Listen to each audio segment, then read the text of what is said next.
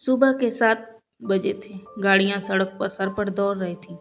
Traffic inspector बलवंदर Singh सड़क के किनारे 1 फुट ओवर ब्रिज के नीचे अपने साथी हवलदार मनीष के साथ कुर्सी पर बैठा हुआ था। उसकी नाइट ड्यूटी खत्म होने वाली थी और वह अपनी जगह नए इंस्पेक्टर के आने का इंतजार कर रहा था।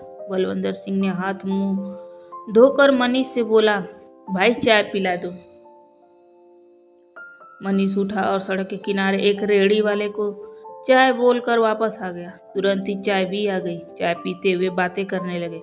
बलवंदर सिंह ने कहा, अरे भाई, रात भर गाड़ियों के जितने चालान हुए जरा उसका हिसाब मिला लेते। मनीष बोला, जनाब मैंने पूरा हिसाब पहले ही मिला लिया। इसी बीच बलवंदर सिंह के मोबाइल फोन की घंटी बजी। बड़े मजाकिया अंदाज में फोन उठाकर, बस निकल रहा हूँ मैडम, सुबह सुबह बड़ी फिक्र हो रही है। अचानक बलवंदर सिंह के चेहरे का रंग उड़ गया। वह अकलाते हुए बोला, मनीष जल्दी चल, रश्मि का एक्सीडेंट हो गया है। दोनों अपना अपना हेलमेट पहन तेजी से मोटरसाइकिल से चल दिए। रश्मि बलवंदर सिंह की 6 साल की इकलौती बेटी थी। उसके एक्सीडेंट की बात सुनकर वह परेशान हो गया। उसके दिमाग में बुरे ख्याल आ रहे थे और सामने रश्मि की तस्वीर घूम रही थी। बीच रास्ते में एक ट्रक खराब हो गया था, जिसके पीछे काफी लंबा ट्रैफिक जाम लगा हुआ था। बलवंदर सिंह में इतना सब्र कहा। मोटरसाइकिल का सायरन चालू किया, फुटपाथ पर मोटरसाइकिल चढ़ाई और तेजी से जाम से आगे निकल गया। अगले 5 मिनट में वे दोनों उस जगह पर पहुंच गए जहां एक्सीडेंट हुआ था। बलवंदर सिंह ने जब वहां का सीन देखा तो वह किसी अनजान डर से कांप उठा। एक सफेद रंग की गाड़ी आधी फुटपाथ पर चढ़ी हुई थी। गाड़ी के आगे के शीशे टूटे हुए थे। एक पैर का छोटा सा जूता और पानी की लाल रंग की बोतल नीचे पड़ी थी। बोतल पिचक गई थी। ऐसा लग रहा था कि कुछ लोगों के पैरों से पिचक गई हो। वहां जमीन पर खून की कुछ बूंदें गिरी हुई राहगीर ने उसे घेरे हुआ था। बलवंदर सिंह भीड़ को चीरता हुआ अंदर पहुंचा और वहां के हालात देखकर सर रह गया। रश्मि जमीन पर खून से लथपथ बेसुध पड़ी हुई थी। उसकी पत्नी नम्रता चुपचाप रश्मि को देख रही थी। नम्रता की आंखों में आंसू की एक बूंद नहीं थी। बलवंदर सिंह के पैर नहीं संभले और वह वहीं रश्मि के पास लड़खड़ाकर घुटने के बल गिर गया। रश्मि को गोद में उठाने की कोशिश की, लेकिन रश्मि का शरीर तो बिल्कुल ढीला पड़ चुका था। बलवंदर सिंह को यह बात समझ में आ गई कि लाडली इस दुनिया को छोड़कर जा चुकी। ऐसा लगा जैसे किसी ने उसका कलेजा निकाल लिया हो।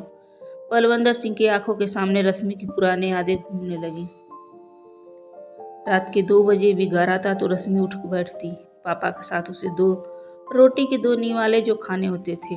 वह तोतली आवाज में कविताएं सुनाती, दिन भर की धमा चौकड़ी और मम्मी के साथ झगड़ों की बातें बताती। लेकिन अब वह शायद कभी नहीं बोलेगी। वह किसके साथ खेलेगा, किसको छेड़ेगा। बलवंदर सिंह बच्चों की तरह फूट फूट कर रोने लगा। कोई भी तो नहीं जो उसे चुप करा सके। नम्रता जैसे पत्थर की बुत बनी बैठी हुई थी।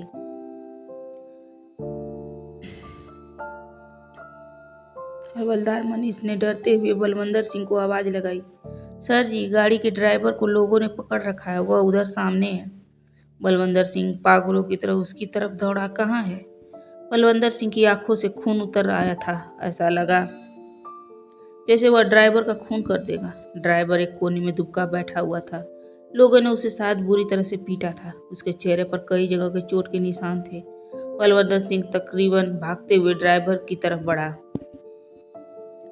लेकिन जैसे जैसे वह ड्राइवर के पास आया उसकी चाल और त्योरियां धीमी होती गई। हवलदार मनीष वहीं खड़ा था, लेकिन वह ड्राइवर को कुछ नहीं बोला। बलवंदर सिंह ने बेदम कदमों हाथों से ड्राइवर का कॉलर पकड़ा। ऐसा लग रहा था जैसे वह चाहकर भी कुछ नहीं कर पा रहा हो। दरअसल कुछ समय पहले ही बलवंदर सिंह का सामना इस शराबी ड्राइवर से हुआ था। सुबह के 6 बजे थे। बलवंदर सिंह सड़क के किनारे उसी फुट ओवर ब्रिज के नीचे कुर्सी पर बैठा हुआ था। थोड़ी देर में मनीष एक ड्राइवर का हाथ पकड़ कर ले आया। ड्राइवर ने शराब पी रखी थी और साइकिल वाले को टक्कर मार दी थी।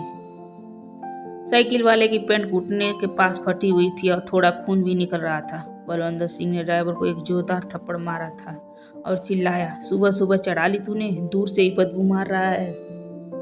ड्राइवर गिड़गिड़ाते हुए बोला, साहब गलती हो गई, इतवार था, रात को दोस्तों के साथ थोड़ा पार्टी कर ली, ड्यूटी पर जाना है, घर जा रहा हूँ, मेरी गलती नहीं है।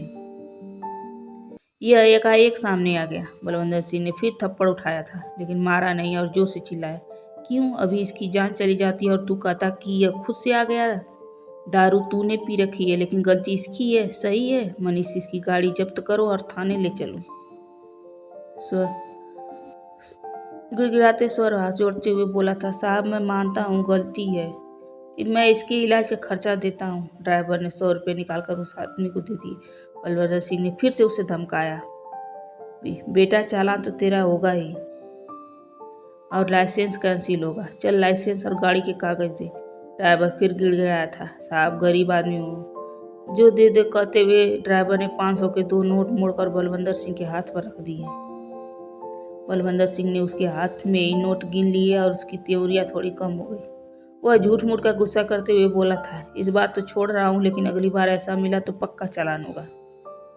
ड्राइवर और मोटरसाइकिल सवार दोनों चले गए। बलवंतर सिंह और मनीष एक दूसरे को देखने लगे। बलवंतर सिंह बोला, सुबह सुबह चढ़ा कर आ गया। मनीष ने, जनाब कोई बात नहीं, वह कुछ देकर कर ही गया है। वे दोनों जोर जोर से हंसे थे। अब बलवंतर सिंह को अपनी ही हंसी अपने कानों में गूंजती हुई सुनाई दे रही थी और उसने ड्राइवर का कॉलर छोड़ दिया। उसका सिर शर्म से झुका हुआ था। बलवंतर सिंह और मनीष एक दूसरे की तरफ नहीं देख पा रहे थे। खड़े लोगों को कुछ समझ नहीं आया कि क्या हुआ, क्यों इन्होंने ड्राइवर को छोड़ दिया। मनीष ने पुलिस कंट्रोल रूम में एम्बुलेंस को फोन कर दिया। थोड़ी देर में पीसीआर वैन आई। एम्बुलेंस आके वहां खड़ी हो गई। पुलिस वालों ने ड्राइवर को पकड़कर पीसीआर वैन में बिठाया। ड्राइवर एकटक बलवंतर सिंह की तरफ देख रहा था। बलवंतर सिंह चुपचाप गर्दन नीचे किए हुए रश्मि की लाश के पास आकर बैठ गया। उसके चेहरे से गुस्से का भाव गायब था और आत्मग्लानि से भरे हुए में तरह तरह विचारों का बवंडर उठा। काश मैंने ड्राइवर को रिश्वत ले कर छोड़ने के बजाय तत्काल दे भेजा होता तो इतना बड़ा नुकसान न होता।